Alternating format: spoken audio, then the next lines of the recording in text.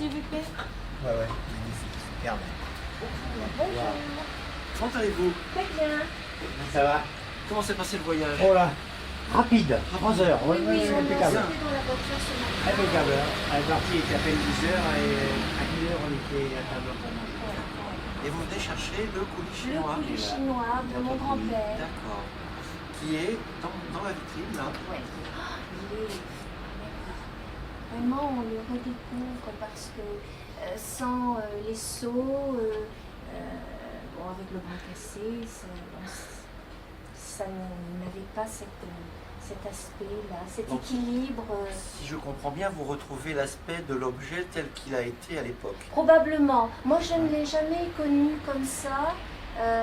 C'est mon père qui m'a raconté qu'il portait des seaux. D'accord. Mais quand je l'ai récupéré à la mort de mon grand-père, le bras était cassé déjà et il manquait les seaux. On va l'attraper si vous voulez pour que je D'accord. vous le montre quand même, que je vous le rende. Ah, il est Oui, oui, formidable. oui, je coupe bien moi. Qu'est-ce qu'il est beau, je suis contente. Voilà. C'est toute une part de mon histoire qui renaît avec ça parce que mon grand-père a rapporté beaucoup de choses de Chine dans les années 30. Et comme Brest a été bombardé en 1945, on leur a demandé de partir très rapidement.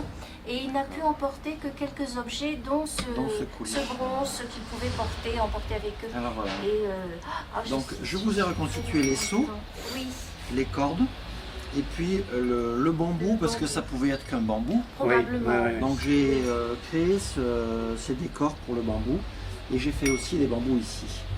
Donc le bras est reconstitué, on ne voit plus rien. Oui, oui.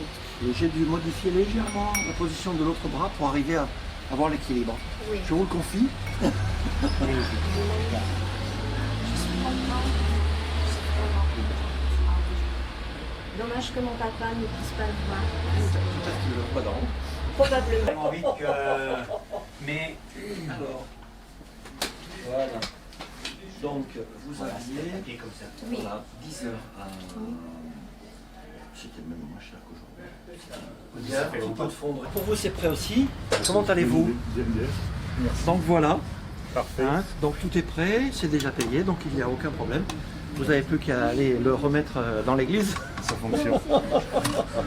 Passez un bon dimanche. Merci, vous aussi. Au revoir, monsieur Cans. Il n'y a aucun Bientôt. souci. Oui. Simple, empirique. Et il n'y a absolument aucun problème. Très bien. Donc vous allez pouvoir la récupérer. Ah non. Il y a toujours les vitres ondulées. Là, il y a un peu de place, c'est pas grave. Et donc là, voilà. Donc, oui, parfait. Voilà. Bon. Je vais vous la confier. Donc vous, c'est pareil. Vous n'avez rien à débourser. Ah, c'est sous garantie. Ah oui. Très bien. Donc je vous laisse rentrer. Alors, Hiromi, je vous présente. C'est nous qu'il faut voir.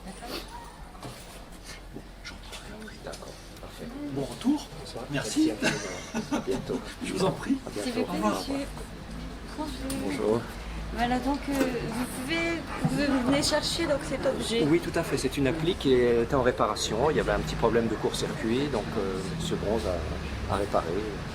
D'accord, donc c'est la deuxième fois que vous confiez la chose à monsieur. Oui, c'est-à-dire la première fois, il avait fait l'électrification. Et là, il y avait un petit problème apparemment de court-circuit, un petit problème électrique. Donc voilà, ça y est, c'est arrangé. D'accord. Et vous êtes sur Avignon. Oui, tout à fait. Pas très loin d'ici. D'accord. Très bien, merci beaucoup. Je vous en prie. Au revoir. Au revoir.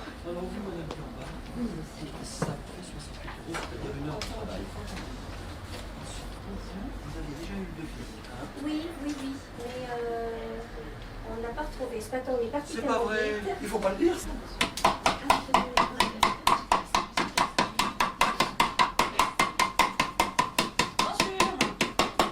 Bonjour. Vous avez beaucoup de visites? Oui, j'ai beaucoup de clients et c'est très difficile de résister parce que la demande est très forte et seul il faut beaucoup d'heures pour faire quelques objets. Parce que je ne veux pas tricher sur la qualité. Donc quand un objet arrive, je vais regarder, analyser et ensuite je vais choisir une solution technique. Je vais en parler au client et à ce moment-là, je vais faire l'objet. Mais qu'est-ce que c'est en fait votre métier? Alors mon métier, c'est la restauration d'objets d'art sur les métaux. Donc en particulier les alliages, le bronze, l'étain, le cuivre, l'argent, les Sheffield anglais, donc tout ce qui est orfèvrerie, théière, sucrier, pot à lait anglais, etc. D'ailleurs, en vitrine, il y a une vache qui est en argent anglais et qui est un pot à lait. On met le lait dans le dos de la vache et ensuite pour verser le lait dans le thé, c'est par la bouche de cette vache que le lait coule dans la tasse. Voilà. Et vous faites ce métier depuis très longtemps? Non, ça fait 17 ans que je fais ce métier, donc c'est pas très longtemps. Mais plus je fais ce métier et plus je suis content de le faire, parce que c'est absolument passionnant. Je n'ai jamais les mêmes objets à réparer.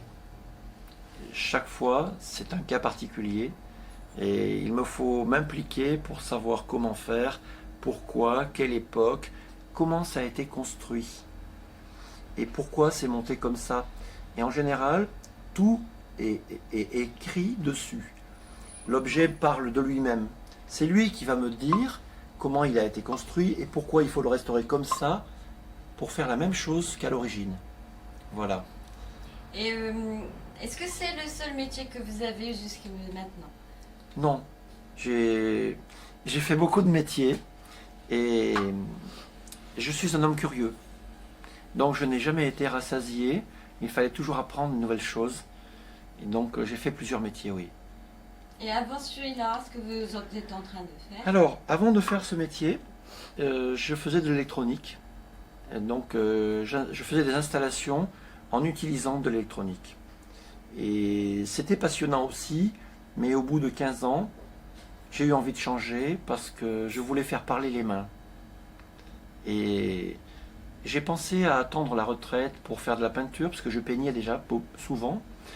Mais j'ai pensé que c'était plus raisonnable de faire tout de suite, tant que j'avais les deux mains et la tête. Et donc j'ai osé faire ce geste, et aujourd'hui je ne regrette absolument pas. Je suis très heureux de travailler pour des gens du monde entier, qui viennent ici et qui regardent, qui se disent « mais qu'est-ce que c'est cet atelier? Est-ce que ça existe encore cela ?» Et oui, ça existe encore et j'espère que ça va durer encore longtemps. Et là, donc, quand vous avez voulu, mais cet atelier existait toujours, non? Oui, cet atelier est très ancien. Je pense que l'atelier date de 1850, mais l'entreprise, l'activité de bronze, était au départ à Paris. Et cet atelier a été un atelier de plusieurs métiers. Et à partir de 1970, c'est devenu un atelier de bronze, parce qu'une entreprise parisienne, qui existait depuis 1830, est venue s'installer ici. Ils ont fait le geste de quitter Paris à une époque où tout le monde allait à Paris. Et c'est toujours resté là. Voilà. D'accord. Donc vous, ben, par contre, ça ne fait que 17 ans que vous êtes ici. Oui. Quand vous êtes arrivé ici, c'était à peu près comme ça Alors, j'ai gardé l'atelier comme il était à l'époque. Je n'ai pas voulu le changer. Alors j'ai essayé de l'améliorer parce que malgré tout, il y a des lois et des changements techniques et les gens parlent beaucoup plus d'écologie qu'à une époque. Donc j'essaye de concilier les deux, de concilier la sécurité et le côté ancien. De même que je travaille avec les outils anciens et les outils modernes. Mais quand même, je préfère les outils anciens. Et dites-moi, quand vous avez voulu, enfin vous avez vraiment changé le métier, il n'y a pas eu des... Enfin, votre famille, est-ce qu'ils étaient d'accord? Très difficile avec la famille à ce moment-là. Ça a été compliqué. Je pense que personne n'a cru que je pouvais faire ce geste de quitter de l'électronique pour restaurer du bronze. Ça, c'était impensable dans l'esprit des autres, et en particulier dans ma famille et ma belle famille. Voilà. Je ne regrette rien quand même. J'ai osé faire ce geste parce que dans mon esprit, je savais que je réussirais. Je savais que je pouvais faire le geste. Si je prends cette jeune femme ici, elle est cassée, il y a eu de la colle ici, là le métal est fendu, il y a une vis moderne, enfin tout un tas de choses qui ont permis quand même de garder l'objet jusqu'à aujourd'hui. Mais moi, je ne peux pas garder ça comme ça. Quand les gens viennent me voir, c'est pour que tout ce qui est actuel disparaisse et que l'objet retrouve l'aspect qu'il a eu quand il a été livré. Donc ça, c'est un objet qui date de 1920 et il faut qu'il revienne comme en 1920. Et je vais y arriver parce que je savais mentalement que j'arriverais à faire ça. Donc j'ai osé faire et ça a marché. Et aujourd'hui, tout le monde est unanime pour dire que j'ai fait quelque chose de bien. Mais parce que votre famille ne croyait pas parce qu'ils étaient justement inquiets Oui. parce que est-ce que comment on va faire, est-ce qu'on va s'en sortir, enfin des choses comme ça. Tout à fait, il y avait le côté financier et c'est vrai que mon épouse est partie parce qu'elle était morte de peur, ce que je peux comprendre. Mais j'ai relevé le défi et j'ai toujours assuré ma part de la contribution familiale, on dira. Et tout à l'heure, en fait, je vous ai un peu observé, vous parlez beaucoup, discutez beaucoup avec vos clients. Est-ce que c'est votre habitude de discuter? Toujours. Chaque fois qu'une personne va venir, je vais regarder l'objet déjà, parce qu'ils viennent pour l'objet, pas pour moi. Donc moi je suis à leur service, et donc je suis d'abord au service de l'objet pour eux. Alors je vais essayer de comprendre qu'est-ce qu'ils souhaitent. Est-ce qu'ils veulent telle ou telle chose plutôt que telle ou telle autre? Il y a toujours des choix, soit artistiques, soit techniques, et donc je vais leur expliquer déjà dans quel état est l'objet. Je vais leur dire éventuellement si je sais l'origine ou l'histoire de l'objet. Eux vont me confirmer ce qu'ils savent de l'objet. Donc c'est un bel échange.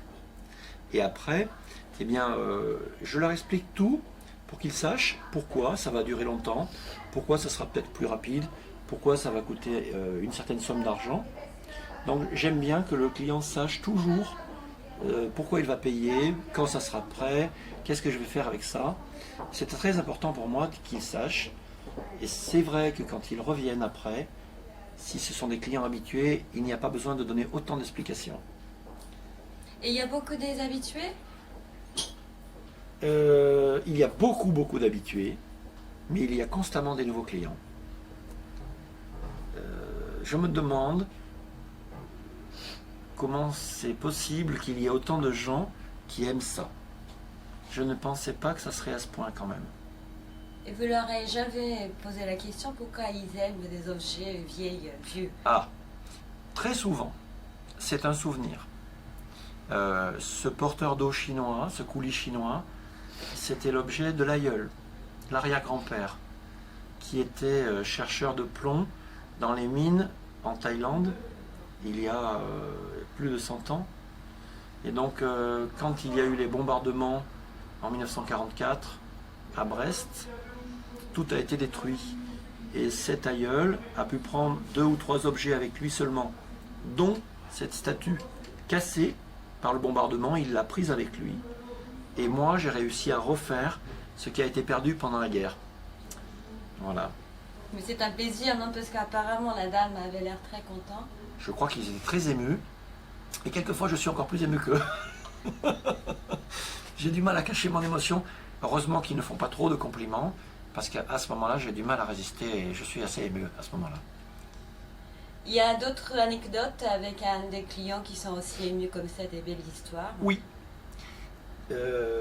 Un jour, au début, dans les premières années, une dame est venue ici chercher un oiseau dans une cage. Et mon prédécesseur avait fait faillite. Donc, je lui ai dit, mais s'il y avait un oiseau ici, je l'entendrais chanter. Donc, je ne vois pas d'oiseau. Mais il y a tellement d'objets ici, je ne sais pas où est l'oiseau. Je vais chercher, je vous promets que je vais chercher. Donc, j'ai pris le téléphone. Et 3 semaines après, je cherche dans des placards, dans des étagères, et je trouve une boîte de biscuits anglais. Et dans la boîte, il y a une cage à oiseaux, qui est une boîte à musique d'origine autrichienne ou allemande, avec des restes d'oiseaux et des restes de cages et des restes de boîtes à musique. J'appelle cette personne et je lui demande de revenir voir. Donc à 87 ans, elle revient et elle regarde et elle me dit oui, c'est mon oiseau. Donc je propose de restaurer, on se met d'accord, et peut-être 4 mois après, je l'appelle et je la fais venir pour retrouver son oiseau. Et bien sûr, j'avais refait tout ce qui pouvait être imaginable, en essayant d'être le plus proche de l'objet tel qu'il fut. Et cette femme m'a beaucoup surpris. Elle me demande si j'ai un livre d'or. Et j'avais un livre d'or, mais qui n'avait jamais servi. Et je lui dis, oui, j'ai un livre d'or, il est dans ce tiroir. Et donc on sort le livre d'or, et elle écrit qu'elle est extrêmement contente de retrouver 70 ans après un objet avec l'intégralité du son et du charme qu'elle a découvert quand elle avait 17 ans. Et effectivement, j'arrivais pas à croire que cette femme avait 87 ans. Et j'ai dit, mais c'est pas possible. 70 ans après, vous n'avez pas 87 ans.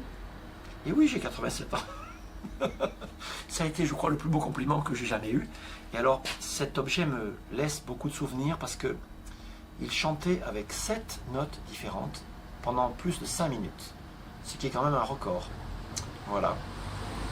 Et en général, quel genre d'objet est plus courant, enfin, qui a apporté chez vous? Les gens m'amènent tout. Ça va de la bague, que je ne veux pas faire parce que je ne suis pas bijoutier. Et il faut savoir s'arrêter. Il ne faut pas faire tout. Et ça s'arrête au monument qui est dans la rue, qui peut faire 20 mètres de haut, et qui est une statue en bronze ou en fonte de fer, qui va représenter une commémoration, un monument aux morts, une commande publique, quelque chose comme ça. Donc mon métier est très large, je travaille dans l'atelier, et je travaille aussi dans les rues, quand vraiment c'est des très grosses pièces. Par exemple, dans les 2 dernières années, j'ai travaillé à Cannes, pour le monument aux morts de Cannes. Après, j'ai travaillé à Paris, au Muséum d'Histoire Naturelle, donc le Jardin des Plantes, pour expertiser un bronze de Frémier qui avait été accidenté par un camion. C'est comme ça. C'était un peu étonnant, mais bon, c'était réel. Après ça, je suis allé à Verdun, faire le monument du soldat de Verdun, donc le poilu de Verdun. Et j'ai terminé l'année avec le buste de Louis Armstrong à Nice. Voilà comment ça peut se passer une année ici. Donc 4 monuments, 4 voyages, 4 logistiques. Et puis après, dès que je reviens ici, eh bien, je travaille, parce qu'il y a aussi les particuliers ou les administrations qui me demandent de faire quelque chose ici. Alors ça peut être des lustres. Par exemple, ici, on a 4 lustres au-dessus de vous, qui sont les lustres du Muséum d'Orange. Il y a quelque temps, j'ai refait aussi un lustre pour le Conseil général du Gard, donc une administration.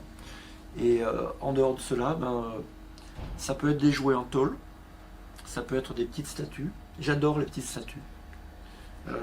Quelquefois, on me demande de refabriquer une pièce qui manque.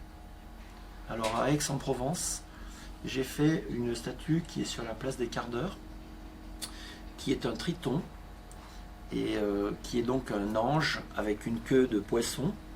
Et donc il manquait ceci. Il a fallu refabriquer ça. Donc créer le bras et les doigts et tout ça, les petites fossettes sur les dessus de la main. Et puis après qu'on ait fait ce plâtre, là j'ai fait fabriquer, parce que c'est la fonderie de fer, on m'a fabriqué un bras à Lyon, et après j'ai remonté ce bras sur la statue qui est repartie à Aix-en-Provence, qui aujourd'hui est exposée. Voilà. D'accord. Et est-ce qu'il y a des objets qui reviennent régulièrement, même? Ça arrive. Il y a des gens qui cassent. Mais les premiers qui le cassent, les premiers gens, les premières causes de catastrophes, ce sont les chats et les femmes de ménage. Alors je bénis les femmes de ménage et les chats. En parlant de bénir, Avignon est une ville papotée, enfin anciennement. Oui. Comment vous trouvez en fait la ville, enfin des clients, parce que je pense que vous avez des clients d'ailleurs, mais vous avez aussi beaucoup d'Avignonnais comme clients. Oui, alors c'est vrai que les Avignonnais constituent une bonne part de ma clientèle. Il y a déjà toutes les personnes qui ont des hôtels particuliers et qui ont des besoins plus importants pour restaurer. Et puis une fois que c'est fait, ça ne bouge plus pendant plusieurs années, à moins qu'il y ait un objet cassé ou abîmé. Bon. Mais La clientèle vient beaucoup par Internet, puisque aujourd'hui, sur Internet, il y a 7000 visiteurs par mois qui voient mon site Internet. Donc il y a un site qui montre le métier, avec une quarantaine de pages. Et là, on peut voir exactement chaque chose. J'ai voulu que les gens puissent voir, comme s'ils pouvaient toucher sur Internet. Et à partir de là, ça m'apporte énormément de clients. J'arrive à répondre à 300 mails par jour, ce qui prend beaucoup de temps et qui est difficile à gérer pour une entreprise qui est petite quand même. Mais ça m'apporte des clients des États-Unis, d'Angleterre, du Japon aussi. Les gens viennent de tous les côtés, même de Russie, parce qu'avec la mondialisation, tout le monde voyage. Donc c'est bien pour moi. Mais en fait, à Avignon, c'est plus bouche à l'oreille. Parce que... Ma réputation au départ, ça a été déjà celle de mon prédécesseur. Mes prédécesseurs travaillaient bien. Ils étaient très connus. Et bon, il y a eu des problèmes de santé qui ont fait qu'ils ont été obligés d'arrêter. Mais ils étaient très connus déjà. Et moi, quand j'ai pris la suite, j'ai voulu que ce soit la même qualité, le même esprit de respect de l'œuvre et des gens. Et donc, je crois que je suis arrivé à ça. Et ils sont, comment vous les trouvez, les Avignonnais? Ils gardent des choses vieilles, enfin, ils mettent beaucoup d'importance sur leur histoire. C'est varié, parce que peut-être les jeunes sont moins... ils sont peut-être pas encore intéressés. Peut-être que dans 10 ans ou 20 ans, ils penseront à l'objet du grand-père. Mais il y a un moment de nostalgie dans la vie où on pense aux anciens, où on a perdu déjà une maman, un papa, un tonton. Et à partir de là, on fait refaire les choses pour donner aux enfants qui vont faire la même chose après. C'est vrai que la clientèle avignonnaise est très importante. Parce qu'Avignon est quand même une ville d'art, une ville d'histoire, une ville qui a été marquée par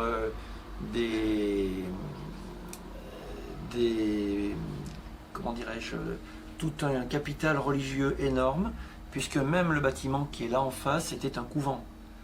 Et je pense qu'il y avait plus de couvents que d'habitations à une époque, entre 1300 et 1600, même jusqu'au XVIe siècle. C'était vraiment énormément de prélats, de curés, de moines. Et donc Avignon était rempli de religion, je dirais. Et puis ensuite, il y a eu la séparation. Les papes sont repartis à Rome. Et là, la France a enfin récupéré la ville d'Avignon, qui n'était pas française. Et donc, c'était en 1789 ou 90, peut-être 92.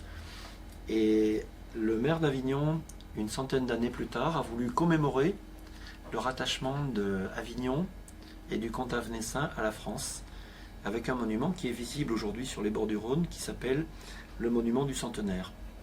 Et là, il y a un très beau lion en fonte qui est posé au sol. Et c'est un monument très important puisqu'il fait 22 mètres de haut. Et tout à fait en haut, il y a une jeune femme qui a le bras comme ça et qui pacifie la région. C'est le symbole de paix. Donc j'ai restauré aussi ce monument il y a 3 ans. Voilà.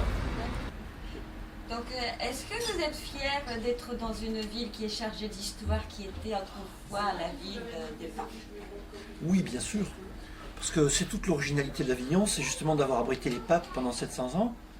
Et moi, je suis né aussi en Avignon, puisque le français, c'est en Avignon. On ne dit pas dans Avignon, mais en Avignon. C'est une particularité, une de plus de la langue française. Et donc, je suis né ici, entre la prison et le palais des papes, ce qui est assez amusant. Je suis très fier d'être avignonnais, oui. Et non seulement que la papauté, vous avez aussi d'autres fiertés d'être à Avignon? Oui, parce que cette ville me va très bien. J'aime le pont, j'aime le jardin des Dons, j'aime le Rhône, j'aime le vent. Le vent, pour moi, c'est la preuve que nous ne sommes rien sur cette terre. Et quand il faut sortir, il fait seulement 5 degrés, mais si le Mistral souffle à 110 ou 120, on a l'impression qu'il fait moins 15. Et là, on se rappelle qu'on n'est pas grand-chose et qu'on doit être respectueux de la terre et des choses qu'on a autour de nous et des gens. C'est ça qui me plaît, mais Avignon, c'est toute une chose. On est très vite à la campagne, Il n'y a pas besoin de faire 50 km pour traverser une ville et sortir pour être dans un bois. Ici, on fait 400 mètres et on est dans un jardin où on est en face à la Barthelasse qui est très belle. Et puis ce Rhône est vivant, il y a des crues. Alors bien sûr, c'est une catastrophe les crues. Et ici, il y a 50 ans, il y avait 2 mètres d'eau à chaque crue. Donc c'était une catastrophe complète, surtout quand ça arrive toujours à l'automne, en hiver, et les murs sont mouillés pendant tout l'hiver et on a froid. Mais tout ça, c'est la vie d'Avignon et c'est vraiment... Je vis toujours là-dedans. J'ai toujours ces idées-là. Très bien. Et dites-moi, est-ce que vous pouvez nous montrer un peu des outils? Oui. Parce que là-bas, il y a beaucoup de marteaux. Vous Alors, pouvez nous montrer? c'est avec grand plaisir que je vais vous montrer les outils. Parce que j'aime plus les outils que les objets, je crois. Donc, ici, vous avez un exemple. Déjà, il y a ces meubles. Et dans ces meubles, il y a des milliers de pièces pour travailler. Si j'ouvre un tiroir, il y a des outils. Et il y a aussi les outils de l'époque. Ça, c'était les outils d'autrefois. Mais bon, voilà des outils anciens. Là, il date de quand? Ça, c'est avant 1900. Hein, c'est avant la guerre de 14, avant 1900. Si j'ouvre ici, c'est pareil.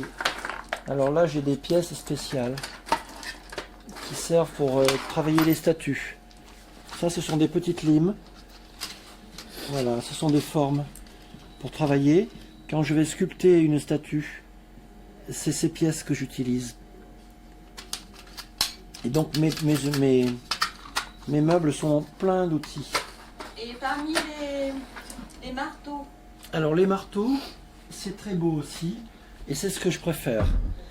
Alors là, on a toute une série. Ce sont les marteaux de bijoutier.